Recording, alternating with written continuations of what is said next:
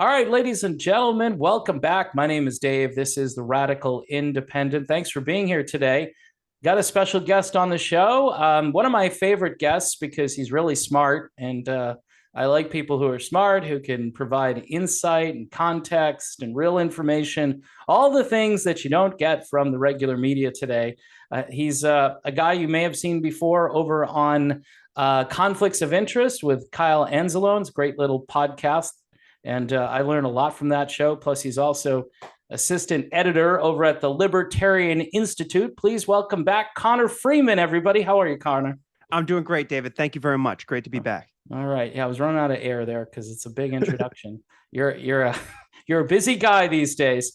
So let's get right into it. I just had Scott Ritter on my show, and he was pretty fired up about some of the new developments in Ukraine. He was giving me a lot of the military strategy and some of the stuff happening on the ground there, which I'm sure you're fairly well aware of. I wanted to get into kind of the budgeting and the financial aspect of this. I know for some folks they're going to glaze over, but I think it's really important where we kind of illustrate where all our money is being spent. You know, we have a lot of domestic issues that aren't being addressed, and this might provide some context for some of it, because it's just very disheartening when we have all these problems in our communities all around the United States, and we're sending billions and billions of dollars to Ukraine. Speaking of billions, we'll start with this. Excuse me. Raytheon just got a $1.2 billion contract to produce some kind of air defense system for Ukraine. I wondered if you could get into the specifics of that and how that contract was awarded and who are the main players. Yeah, so this is, of course, a nice little kickback for Lloyd Austin's pals, you know, of course, being formerly a board member on Raytheon. And now, so they've been awarded a $1.2 billion contract from the U.S. Army to produce 6 National Advanced Surface-to-Air Missile Systems, which the U.S. recently began sending to Ukraine. And so this will be a part of I'm just checking out Dave's article here on antiwar.com. It looks the contract is going to come from the 5th package of the Ukraine Security Assistance Initiative, which allows the U.S. to purchase arms for Kiev. And so they're saying it's going to take 24 months to get those to Ukraine, but thankfully the very benevolent and generous CEO of Raytheon, Greg Hayes, is saying, hey, you know, the other thing we could do is we could move some of these systems from the Middle East, send them over to Ukraine, and then we can backfill the orders for the Middle East, and I can get even more money and more contracts for Raytheon, which I'm sure Austin is just feeling, you know, a little embarrassed about, you know, the conflict of interest and everything. But no, I mean, they're also talking increasingly more about even sending Patriot missiles, which is the most advanced air defense system NATO has. Wow. And the reason for that is, and it's just sort of discussions in the White House, but that's a horrible sign because that requires Western troops, NATO troops, in order to operate it. In fact, after the Ukrainians fired an air defense missile into Poland and it killed 2 people, there was this Germany offered to send their Patriot systems to Poland to provide them more air defense to prevent these kinds of things in the future. And Poland initially agreed and then said, no, you know what? Send it to Kiev. Send the systems to Kiev. And Germany was like, that's a part of our integrated air defense. It's part of our collective air defense with NATO. Ukraine is not a NATO member. That's why we're talking about sending them here to you in Warsaw. And of course, now it should be unthinkable, but apparently the White House is actually discussing doing this, which again would require German or American troops and NATO troops in order to operate this system. And Dmitry Medvedev, the former Russian president, deputy of the Russian Security Council, said, well, if you do that, know that those systems and the personnel operating them will become legitimate targets for Russia. So, yeah. But Latvia has our back. Riga says that Latvia? Yeah, their foreign minister said recently on the sidelines of the NATO summit, the recent NATO summit, that, you know what, we should allow the Ukrainians to attack Russian territory and don't worry about Russia escalating. It's if they attack from missile sites or airfields, then Ukraine should have the right to just go ahead and bomb those and strike those sites too. And don't worry about Russia's escalation. Yeah. You know, I mean, I mean, ordinarily, I would be terrified of the prospect for nuclear war, but knowing that Latvia will be right behind us every step of the way, it's very comforting. You, So, I don't know much about Latvia, so and I think that's the point of the laughter here is yeah, I'm not reassured. It's not like a country that I'm all that familiar with, and typically when a country would support us, it's kind of like maybe a larger. You have big celebrities and you have smaller like B list. I mean, Latvia sounds kind of like a C list or D list celebrity at this point. So it's to me, yeah, it's not really comforting to know that. And we just witnessed a missile that I think it was a surface to air kind of thing. yeah, Uh, and into Poland, the right. S-300. Yeah, Yeah, and it was guided in and so forth, and it just, I mean, there seems to be a lot of provocation to kind of like, all right, let's get Russia really riled up, and I know there's this start thing that's out there, and I was talking to Scott Ritter, and he doesn't believe, and most commentators don't believe that we could go full nuclear. In other words, that these countries they're talking. The United States is talking. Russia says, we'll defend ourselves with a nuke, but that's not like launching a nuke on another country. Like the whole mutual assured destruction thing. So I'm still very very concerned though, because obviously we're spending a ton of money. We just continue to pour money into this, and we hear the rhetoric from the White House and all the players, people who really don't seem ready for prime time when it comes to foreign policy, the more you listen to them. But, they'll say things, hey, we're going to do whatever it takes as long as it takes. And that's not really a well-defined strategy. I'm also wondering, Connor, with all that hardware we left in Afghanistan, isn't there a way we can negotiate with the Taliban and get some of that gear and maybe just transfer it over to, or maybe they're selling it to Ukraine. Have you heard anything about that? no, I haven't seen anything about that, but they're saying that the weapons that we're pouring into Ukraine, it's most likely the weapons that we're pouring in are winding up in Finland and in Denmark and being used by terrorists and criminals, and now they're showing up in Nigeria and the Lake Chad region, and the Nigerian president just talked about that this week. And so, of course, I mean, we knew that with all the different ultra-right nationalists from all these different Western countries flooding into Ukraine, especially at the beginning of the war, the fact that we know that from that CBS report that ultimately got redacted, that there was this Lithuanian-based aid group that's been working in Ukraine, I believe, since 2014, the Blue and Yellow group, that said that no, like 30, maybe 40% of our weapons of the weapons that are pouring in from the West are getting to the front lines. No one knows what happens then. And we knew because U.S. intelligence officials were telling CNN in the early months of the war that we're pouring all these weapons down a big black hole. We have no idea where they're going. And now, as if this should comfort us, the Pentagon recently revealed that there is a small U.S. troop presence in Ukraine for on-site weapons inspections. Because of exactly. That's the kind of oversight we have. We have the CIA on the ground. We have special operators. No boots though. No No boots on the ground. But just no. this. Yeah, I mean, thankfully, because I mean, they're not going to send in U.S. troops to actually overtly fight Russia, but they're there. I mean, these are major tripwires. Of course, we've had NATO forces, special operations forces from Britain, Lithuania, Canada, and France for months and months, acting as a conduit for weapons and providing all the intelligence. Until very recently, you were constantly seeing U.S. officials in the media bragging about how we were killing Russian soldiers and Russian generals, or the Ukrainians were, with our intelligence. In other words, we wouldn't have been possible without us. That, hey, we took out the Moskva, the flagship of the Russian Black Sea Fleet, again with our intelligence. There was a piece in the New York Times only a few weeks ago where they were talking about how Ukraine's a really great weapons testing ground. And so, as we prepare for war with China over Taiwan, we're able to test out all these things. And so they're like, they have these new these drone boats that were instrumental in this big attack in October on the Black Sea Fleet, which nearly jeopardized the entire grain export deal. In fact, I think Russia suspended it for a brief period after that, which could have horribly exasperated the already, very the famine crisis and the global food crisis that's ravaging the global south. And of course, this was looked at as like a great thing by these analysts talking to the New York Times and these military contracts. In fact, they got a quote, I think, from a former president of Lithuania, who is going, well, I started providing some of these systems to Ukraine after 2014 and got in early. And he's like, and the great thing is you were learning all about these new systems. He goes, it's kind of a drag that the Ukrainians are dying. On the other hand, we're learning so much, and it's really been so beneficial for us to see, how to fight these wars in the future with this new equipment, to see it all get battle tested. Wow. Yeah. So, I mean, that's the way they look at the Ukrainians. It's not even funny. It's just terrible.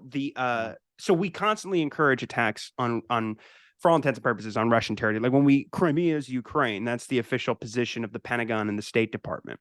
Yeah. And so we've been encouraging these attacks for months and months and months. Lloyd Austin, the Pentagon chief's official position is still that we will support Ukraine for as long as it takes in order to retake all of the territories within its sovereign, to reclaim its territorial integrity and its sovereignty for all the territories as long as it takes, which means Kherson, which Russia still controls 70% of that province, even though that region, even though they withdrew from areas on the west bank of the Dnieper River and the capital, Kherson City, Zaporizhia, Donbass, Donetsk, Luhansk, and Crimea. Which, of course, as we've discussed before, the Russians lost hundreds of thousands of men defending that the Crimean Peninsula from the Nazis. World War II, they've controlled it since 1783. And they're not giving it up. And it's been previously warned by Medvedev, who I mentioned earlier, that if they attack Crimea, which they have, there's been all these sabotage attacks on ammunition depots and airfields. And so the more, and as I say, on the coast as well, with these attacks on the Black Sea Fleet, the more this happens, the more likely it is that what Medvedev said, which is that there's going to be doomsday for the regime in Kiev, and they may take much more territory. But of course, and Lavrov has warned about that too, that the longer range weapons you send in, the further we push the line, closer they may end up annexing all of the land east of the Dnieper, or even further to Odessa or Transnistria on the border with Moldova. But ironically, there's this. So we have the new Congress coming, like you're talking about, with the oversight. We're not just going to do a blank check for Ukraine anymore. The Republicans, who we would hope there would be some substantive Republicans, not all. Right.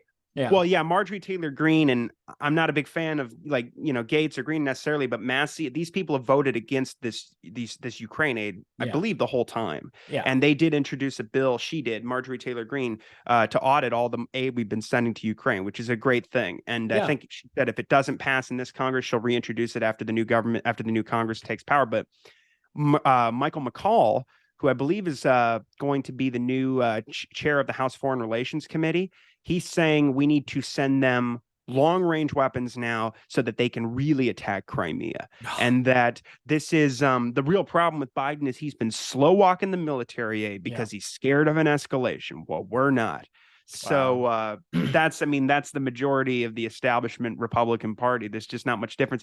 And they just say, Michael Tracy had a great piece about this a little while ago around the time of the midterms, that once you drill down into the details with, and I'm not talking about the people who are supporting the Marjorie Taylor Greene bill and the people who have consistently voted against this aid and this proxy war, but most of these people who are now saying, because they feel the political pressure from the bottom up, that I'm not consenting to a blank check. Yeah. If you drill down with them, that doesn't really mean anything. It's akin to the Democrats running against Iraq in the midterms in 2006, and then when they win, they all vote to fund the surge. And an escalation of the war. So it's just like, I'm not saying we should send all of our money to Ukraine, some of it. Yeah, exactly. The weird thing is, like, MTG, who you mentioned, you're right. She, and just like a handful, Thomas Massey has been really good on this for the most part. I just wish there was a louder chorus of voices, because that whole, and I think we've talked about this, that whole America First idea, even if you just look at it like in its own little microcosm and say, okay, let's talk about, let's just throw out all the politics left, right. Let's just throw it all out and say, okay, what do we do to take care of this country first? And you talk to the average, man on the street and you say, should we send 55 billion to Ukraine, or should we maybe kind of help those folks on the Gulf Coast that got, run over by an almost Category 5 hurricane? I mean, what are your priorities? Right. And 9 out of 10 people, probably 9.9 out of 10, if you do it statistically, are going to say, well, yeah, I mean, we need to take care of people, or, homeless veterans, or people that don't, they lost stuff during the last couple of years, like their business had to shut down because of the lockdown. We're in kind of like crazy land with this stuff. And there are a few Republicans who kind of hold on to that. But, who's their leader? Their leader is a guy who, hired, and people hate me for saying this, by the way, but it's Mike Pompeo, Mike Pence, for crying out loud. You can go down Bolton. You go down a list of these super hawks, basically, who just, they're all on board, and you surround yourself with people like that. You go in there and you have a little inclination, hey, I want to get along with Russia, or I want to do a little something small, and you throw it out there. And you have guys like Adam Smith out there who just like, it's propaganda to pull back, and he's a Democrat, and you're thinking, what happened to the Democrat Party? I mean, it used to be the anti-war party, I don't know, 50 years ago, 40 years ago, but there's no remnant. And I understand everybody's lobbied, everybody's paid for, but it's really sad because, as I was talking, when I said to Scott Ritter, I said, hey, people's lives are being affected by this, whether you're how much government you're for. I'm not for a lot of government, obviously, but if you're going to spend money on something, you look at these priorities, and we're just the war machine. Let's turn it up to 10. And if we don't have Afghanistan, now we've got Ukraine. And, you mentioned Raytheon, and I'm sure there are others. There's Northrop Grumman, and there's just all the usual places. Who is making all of this ammunition, by the way? American Ordnance, General Dynamics. Okay. I forget what the other company that has been awarded or is going to be awarded these contracts for the Escalation in the 155 millimeter artillery rounds. But we've produced so far, I guess, I've transferred 924,000 rounds of this. Approximately 1 million to Incredible. Ukraine. We can only make 14,000 rounds a month at this point. So they're saying, I believe it was Doug Bush, who's like the Assistant Secretary of Defense for acquisition, which is arms procurement. And they go, he's like, well, there's funding in place to triple that. And then with the supplemental, we're going to be able to, we're going to be able to double it again. So they're going to try and, I guess, be able to send 6 million rounds per year. He's saying that, and I don't know how much of that is all going to go to Ukraine, but that's the raison d'etre, right? And so they're saying that they want to get the stockpiles back up to hot levels higher than before the war. And the craziest thing about what you're saying, I totally agree. And what I'm inspired with is in Europe, there are these massive protests going on with tens of thousands of people at a time in some cases, in Germany and in France and in the Czech Republic and in Italy. And they're all protesting the war, the sanction, the proxy war, the inflation, and the sanctions, and the economic crisis, and the cost of living, and the soaring energy prices, at which Europeans are bearing the worst of right now. To say nothing, like we said earlier, about the food crisis ravaging the global south. But the Europeans are out there in big numbers. It's uniting the left, the right, labor, rich, poor, and all these people are saying no. I mean, there's even like former, I believe it's like a former prime minister of or a former president of Italy, who was in one of these marches saying it end the proxy war. There's in the Czech Republic, they're even saying we need to get out of NATO. Some of these people in these rounds, there were 2 of them that had, I believe, tens of thousands. And no, I mean that I just basically think, and there may be something coming soon here that the LP is involved with, and that some of the leftist anti-war groups are involved with. I don't want to reveal too much, but some of the things I've heard, there could be something very similar coming in the beginning of next year. Cool. But there was a lot of missed opportunities, right? Because unfortunately, and I don't mean this I mean this in a purely politically strategic sense, that now that gas prices have gotten back to where levels where they were before the war, which are still very high. They are higher, yeah. Yeah, they're.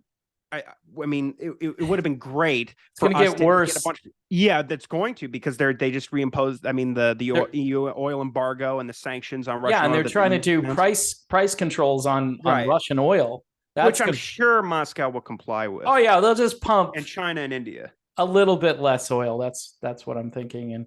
And then the Saudis, I hear, are kind of like, you're going to do that to them. Well, guess what's going to happen with us, because we're going to do the same thing. I Yeah, mean, these guys, they don't think it's like nobody. You always hear about like 3D chess, 5D chess, whatever it is.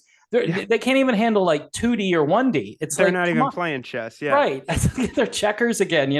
And they don't understand. Yeah, you sanction this country and now this entire region who are supposed to be your allies and they're supposed to be in with you on this. They're all going to go dark and cold, and not to yeah, mention Ukraine. And I was telling Scott Ritter, I said, "Hey, I feel kind of bad for the Ukrainians." And he unloaded. He's like, "I don't." And he went Scott is Scott sure. because he believes, hey, if you didn't like it, get out of there, or lobby your government to stop. I don't know how much control the average citizen has there. And again, they know what they hear, right? I mean, they shut all the media down, and it's a very similar situation all over the world. When the truth starts to pop out, it's like, oh well, we need to ban this and cancel that, and all I want to do is get information. So that's one of the reasons we have you on, Connor, is because you fill in a few gaps for people who may be watching MSNBC or Fox News all day, or just they don't know. They're just thinking to themselves. I mean, I had to tell somebody about, hey, you understand that Putin was surrounded, and they had a treaty in place, and they broke the treaty, and then they had this little coup happen, and nobody knew that. People, like the regular people I spoke to, didn't know 8 years of shelling in Donbass, and nobody knew that stuff. They were just like, oh, well, Russia bad, Ukraine good, and we need to stand, next to them and support them. And I'm like, well, how much money are we supposed to send Ukraine? And it's, well, we send as much as we need to, as long as it takes. And that's the answer I Yeah, get from my friends, acquaintances, I should say, and that's what we get from our State Department as well. So I was kind of monitoring some of the things happening in that strike that went, I think, was like 250 miles yeah. inland. I believe over 250 miles. Yeah, the two airfields Yeah. yesterday. And that was I saw some footage of that, and that was a direct shot. I mean, somebody guided that sucker right in. Is that just for publicity? It's like, here's the propaganda. Let's put this all over the place. Look, they're coming back. They're going to make the greatest comeback in military history. I just don't see how. The only thing I can possibly think is that this is just going to be like a 5-year war or something. It's just going to go on. It's going to be Afghanistan all over again. What's your take on that? No, I think the fact that the Pentagon is, or that the Army is awarding these contracts, and there's other ones too that are years, these are multi-year contracts. I think they think that they could keep this going for years and years. And they've said that multiple times. We've had NATO officials say that. We've had Mark Milley go, I don't know if we should measure the war in decades, but definitely years and years. And yeah. Wow. And so they, I mean, I don't think it's necessarily just for propaganda. I think they're desperate. But they have been attacking inside Russian territory for months and months. But usually it's territory much closer to the border with Ukraine and Russia. Of course, there was the brutal car bombing assassination of the Russian journalist and a political scientist, Daria Dugina, the daughter of Alexander Dugin. Right. And which it was vicious, the propaganda in the West about this. And I covered it for antiwar.com, but reading the mainstream news, the way they might as well have just come out and said, yeah, well, she deserved it. I'm glad she burned alive because she supported the war and she's a pig and all this. And so, and they lie a ton, that Alexander Dugin is like Putin's brain. They've never met. No. The man is essentially an outsider. Basically everything people in the West think about that guy, especially in America, is just completely, it's just completely false. But But what's interesting is, I mean, they were attacking. Of course, there were helicopter and drone attacks on, oil depots, villages, residential areas, military sites. Yeah, don't forget about that pipeline that Russia blew up itself, right? Yes, yeah, exactly. The tremendous Oh, and the success, as bridge. We Anthony forgot Blinken about said. the bridge too. Well, that's what I was going to get to. Yeah. The Americans constantly encourage these attacks on Crimea. Yeah. The strategic bombing that Russia launched in October only came after this attack on the Kerch Bridge, which killed civilians. And this is the bridge that connects Crimea to Russia. After that happened, the Russians have been bombing civilian energy and military, but energy and communications infrastructure. And it's just been these massive bombing campaigns that ordinarily the Americans or their allies would do as soon as they started the war, like in Iraq or Yemen or something like this. Like you bomb waterworks and sewage and electricity and transportation networks and all these things. But now the Russians are bombing all this infrastructure, and it's leaving millions of people in the freezing winter without, water, without heat, without electricity. But the State Department has announced they're trying to put together a group to help repair the power grid, and we're going to give them $50 million, $53 million to help get started with that, which is, just a joke. I mean, you look at the difference. It's like, we're on pace to spend over $100 billion on this proxy war in less than a year, because Biden has requested this $37.7 billion package. And again, mostly the vast majority of it is military aid, before the new Congress takes over.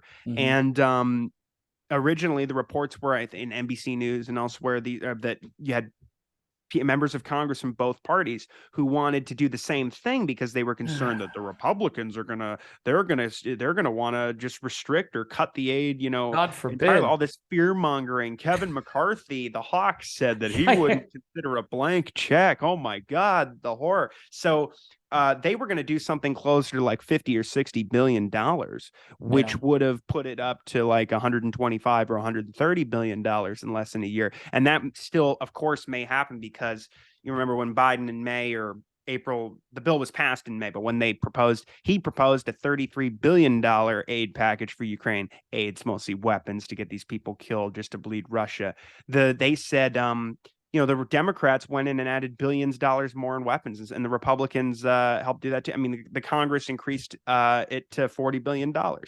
Yeah, I mean, it's just ridiculous. It's really sad. I mean, you got leaders in both political parties, whether it's Schumer or McConnell, and then you have McCarthy who's coming in. Okay, that's going to be a big change. I mean, it'll be a change a little bit on rhetoric and dialing back some of the crazy stuff, the Pelosi stuff, but maybe we won't be hearing about although we probably will hear about the China stuff too. I mean, sure. It's just it's so sad that it's just monolithic. I mean, wouldn't it be great if there was another political party out there somewhere that had a different perspective? Wouldn't it be great? Yeah, no kidding. Ron Paul used to say, "Third party. I want to see a second party." Right. That's a great. Leave it to Dr. Paul to say something like that, because he actually did a nice little article the other day about, or maybe even today or yesterday, about what happened on Twitter and how he was kind of happy that some of that free speech is being allowed, meaning that some accounts are being reinstated and other accounts are still kind of a couple of really high profile accounts. I think a lot of people go over there who are free speech absolutists, and they test it. They say the most egregious, they say like the Kanye West kind of thing. We'll say it that way to try to see if they can trip the algorithm, but he's not all that hopeful, in the sense that we're still not going to hear a lot of chatter about the important things. You may hear some of the tribal warfare stuff that people want to hear as far as the sensational nature of the two parties. But when it comes to hearing a different perspective on, war spending and, the Hunter Biden laptop, sure. Yeah, absolutely. Everything needs to come out. I mean, he did give the info to Matt Taibbi, which I think was really good. I'm not, because I think Matt is non-biased and he's a really great reporter, and absolutely. he put that information out. And what happened? I heard like crickets in my neighborhood. I didn't hear. I mean, you turn on every major news outlet and they mention it like, oh yeah, there's this thing on Twitter that happened, and but nothing really to see here. I don't know how we change things, Connor, in the country if people don't have information. During the pandemic, I used to always say, if you don't have informed consent, then you can't really make a good decision about a medical product. You can't make good decisions about who to vote for. Yeah. So this just is another, issue that is really encompassing the entire planet, because, Twitter, whether we like it or not, is kind of like the information square for a lot of people. They get out and they put have their account and they're on that. I mean, I used to spend a lot of time over there. I don't anymore, but you can learn a lot over there, and you can get into this jousting thing where it takes up your entire day. But regardless, I'm glad that Elon's letting a little bit of this information come forward. I'm hoping that we hear a little bit of information about what's actually happening in Ukraine. I think that would be really helpful to maybe sway some just regular citizens so they start complaining, whether it's a Democrat or a Republican. I'm thinking maybe the Republicans are a little bit more inclined to hear this, although I think Ro Khanna said something the other day, which was pretty good. I mean, I'm not a big fan of his, but he's at least saying, hey, some of this stuff is outrageous. And, I'm a partisan. I think he said, I'm a rank partisan, but I can't deal with the kind of censorship that's happening here. So we'll see, though.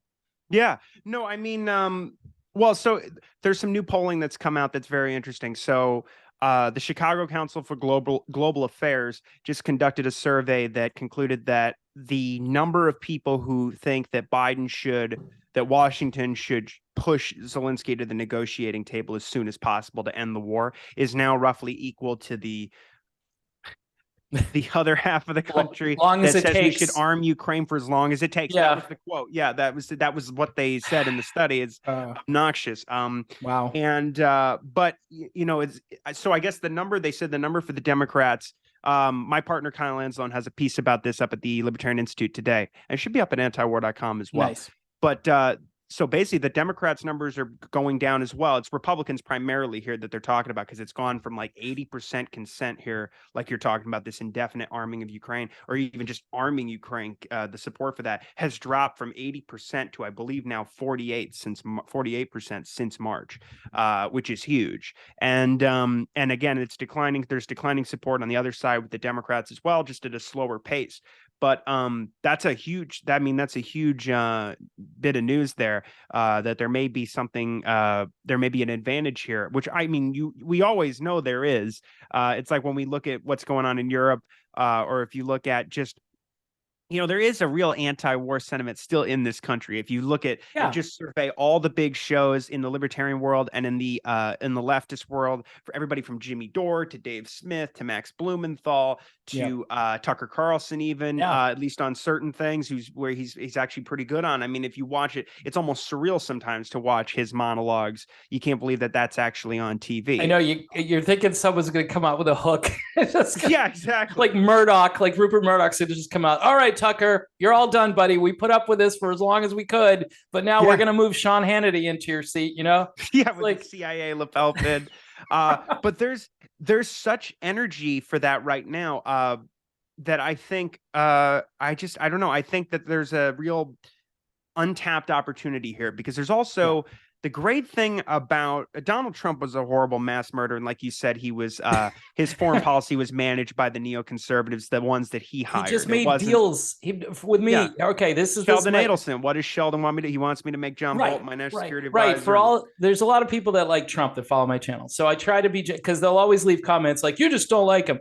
I go, okay, all right, let's explain this, and I'll have Connor help me. And he surrounded himself with swamp creatures. That's the very basic explanation. You may like I liked what he did with energy. I liked what he did with some economic matters. Obviously, our economy was better. Our gas prices were reasonable. Inflation was in check. So you can go down the list but it's a pendulum though. And then you had everybody coming after him on just those issues where he had opportunities. Like he couldn't even pardon Julian Assange.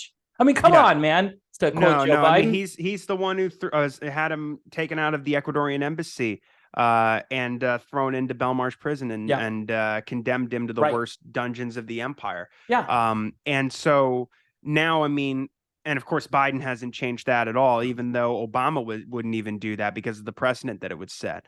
But yeah. no, I mean, as far as Trump, he really set this. That people always go, he didn't start a new war. It's like, okay, but he absolutely set the stage for brinksmanship with Russia and China. I mean, the guy tore up the INF Treaty, the Open China, Skies yeah, Treaty.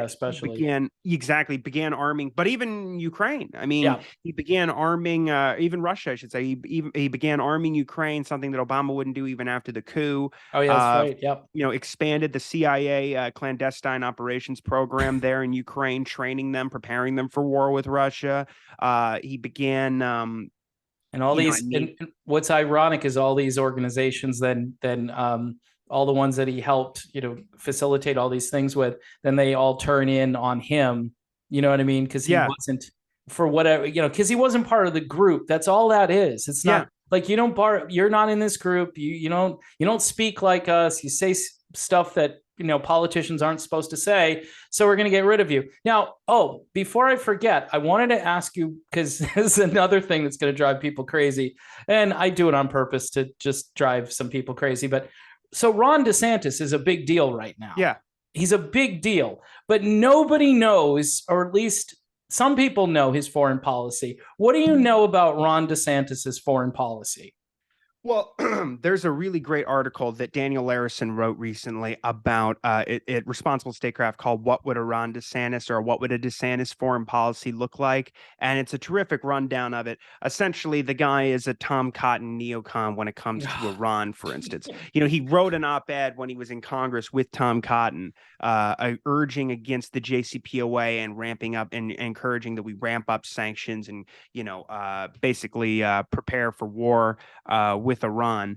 I mean, because, or no, actually, he's a big proponent of regime change in Iran. He thinks that we should be, covertly intervening and overthrowing their government. But he's very against lifting sanctions. He thinks there should be more. He was even saying in the editorial with Tom Cotton that's quoted in Larison's piece that Iran will stop at nothing to destroy our way of life, which is just an absolute joke. That's a George W. Bush talking point. Yeah, exactly. That's horrible. I mean, Iran at least basically just wants us, and for 40 years has said, leave us the hell alone. Well, I talked to Ritter about this, and he says, they don't have, they're just trying to develop their own like nuclear power. He's like, Yeah. they're never gonna get to the level where they have this. Go ahead. Sorry. Oh, I was just going to say the nuclear posture review that just came out and the national defense strategy. This story was essentially broken by antiwar.com because with Ted Snyder and Dave DeCamp, because no one touched this in the mainstream news. But they flat out admit in the nuclear posture review, we know Iran is not seeking nukes. There you go. And we also know they don't have them because they've been a member of the non-proliferation treaty with the IAEA, the UN nuclear watchdog, since 1970. Yeah. So, yeah. I mean, and Israel has a clandestine arsenal of potentially hundreds of nuclear weapons, which makes all of our aid, because of foreign assistance laws that go back to the 70s, all of our military aid and aid to Israel is technically illegal as a result of that. Wow. But, Robert Malley, who Biden hired as his special envoy for Iran, everybody would say, oh, this is great. This is like early in the administration because this guy is an adult in the room. He's a real adult in the room. He had one job and deliberately failed because he's a hawk. And now he's out there going, we're preparing a military option if they try to seek a nuke, and we'll get in there and we'll go to war. They just simulated a massive air campaign on Iran's civilian nuclear program, like Scott points out, over the Mediterranean Sea. U.S. F-15s and KC the refueling planes, and with Israeli F-35s and F-16s, and they're just flying around Israel and the Mediterranean Sea, practicing bombing, repeated strikes on their civilian nuclear program. And Iran has they've increased the rate of uranium hexafluoride that they're enriching up to 60% purity, which is still well below what's needed for weapons grade, which is more than 90%, which they've never tried to produce. And they've said before, like last year, they'll never go over 60%. Yeah. And that's only for leverage. They're not using it for anything Right. else. It's just to get the Americans back to the table. But of course, they came close because Borrell said, Joseph Borrell, the EU foreign policy chief, said, here's my final proposal. He tried to make as many compromises as he could on both sides and bring them back together, and even looked like the Europeans were ready to facilitate this. They usually, especially on this policy, just act like complete vassals for the Americans and by extension the Israelis. And they go, Iran provided their response to the proposal, or America provided its response, and then once Iran gave their response, the Americans crafted their response with the help of high Israeli officials like Eyal Hulata, Jake Sullivan's counterpart, coming to D.C. And Defense Minister Benny Gantz also came to from the Israeli defense minister came to Washington, D.C. And I believe also the director of the Mossad, David Barnea, I believe is his name, and he came down there. They all just completely they threw the whole possibility of lifting sanctions and getting all this, their massive oil reserve back onto the global market to reduce oil prices, completely flubbed the opportunity, and now we're closer to war with Iran than we've been in many, many years. Wow. Trita Parsi has said we're closer to war under Biden than we have been even under George W. Bush. Yeah, I'm all for keeping DeSantis as Florida governor. Just go on the record. I mean, he's doing it. The state's doing what I live here, and I like it here. And I always say, just keep him here. It's I don't know any politician really on the left or the right, Democrat, Republican, who I would be really enthusiastic about when it comes to foreign policy anyway. And it appears that even, the Republicans, their best hopes are going to be DeSantis or Trump or, I don't know, Kristi Noem or somebody like that. But it's just, it's going to be more of the same, apparently. That's what. Yeah, I recommend people read that piece. I'm going to be studying DeSantis more, but I know he's horrible on North Korea. He's horrible on Venezuela and much of Latin America. Would really escalate the U.S. Intervention throughout Latin America to defend ourselves from the communist hordes and whatever. I mean, I know he's a China hawk. He's absolutely horrible on Palestine and anything to do with Israel. I mean, the guy is, in many cases, outlawed dissent against Israel. He's one of the biggest proponents of the anti-BDS laws, which are just the worst attacks on free speech in the country. So he's horrible on all of that stuff. And I'm not exactly sure what his Russia policy is, but the only thing I've ever seen anybody point to, I mean, he essentially has a neoconservative outlook and foreign policy. The only thing I've ever seen people point to is that he voted against or opposed Obama's planned intervention in Syria to attack Damascus back, I believe, in 2013. But in Daniel Larison's piece, and Daniel is a right winger, he's a conservative, but he's my favorite foreign policy analyst on the right. But he points out that DeSantis was cheering on the Trump's bombings of Damascus. So it's kind of a thing where it's almost like a partisan deal where Joe Biden opposed George H.W. Bush's first Iraq war, the Gulf War, and then championed more than maybe anybody in the country other than Dick Cheney, George Bush, or Paul Wolfowitz, the Iraq war. He and Antony Blinken. I mean, when he was chair of the Senate Foreign Relations Committee, they whipped the opposition party in the upper chamber to make sure this war happened. He thought it would be great for him politically. But so, I mean, there's a lot of that. Again, DeSantis, you'll never hear him. I'll bet however much money I'm going to make over the rest of my life that you'll never hear DeSantis say we should end the occupation of Syria or lift the sanctions on Syria, the Caesar Act sanctions, which are starving at least 60% of the population. There's some more reports coming out from the UN that I'm going to be reading here this week, and digging into deeper, but there's 60% of the population, more than 12 million people, last I saw, are facing starvation. We occupy a third of the country. We're stealing their oil, stealing their wheat. Israel bombs the country every week. Of course, you have now Turkey launching major airstrikes in the northern parts of Syria, fighting with the Kurds. And now the Kurds are potentially going to be working out a deal with Damascus to create a buffer zone. But of course, if the U.S. would just leave, they would have already done that. I mean, when Yeah. Trump was saying he was going to leave Syria, that's actually what those overtures were being made. But of course, it was squashed because Donald Trump listened to Lindsey Graham and the neoconservatives. Yeah, I think what happened, and like I say with Trump, I think he had some instincts, but he played the game. He just and he was willing to, which it's lives are just expendable to these people. They don't think about the human toll that this is going to take. It's just more empire for us and more nation building later on for all the military contractors. So it's a win-win, I guess, Connor, financially for certain groups of people, but for the rest of us, us little peasants here, we have to try to make ends meet and do things the right way. So in any event, kind of out of time for this episode, and like I said, I cut a little short today, but I really appreciate you coming on today. Great insights. Tell everybody though where you are. I know I made an announcement at the beginning. I might have missed a couple of places. Obviously, you're on conflicts of interest, but tell us where you're at on social media so people can reach out to you and see what you're doing and what you're saying. Absolutely. So I'm at the Libertarian Institute. I'm the assistant editor there. Of course, I co-host Conflicts of Interest with Kyle Anzalone and Will Porter. You'll see my articles in the featured articles section on the Institute and in the news section, which is great. The three of us are constantly putting out articles there, keeping everybody up to date on all this stuff. And I've been writing some more news articles these days for antiwar.com as well. But I'm on Twitter at Freeman's Mind 96. But most importantly, we're running our fund drive right now at the Libertarian Institute, and we could really use your support and anybody listening. We it's the best team in the libertarian movement, the best writers and podcasters.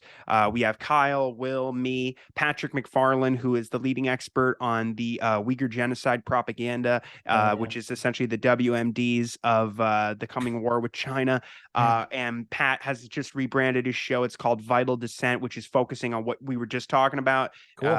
the great power competition, the new Cold Wars of Russia and China. He's making documentaries and doing interviews and trying to be much more ecumenical than many libertarians have been by bringing together different views where we can agree at least on opposing these new Cold Wars that are really risking nuclear annihilation.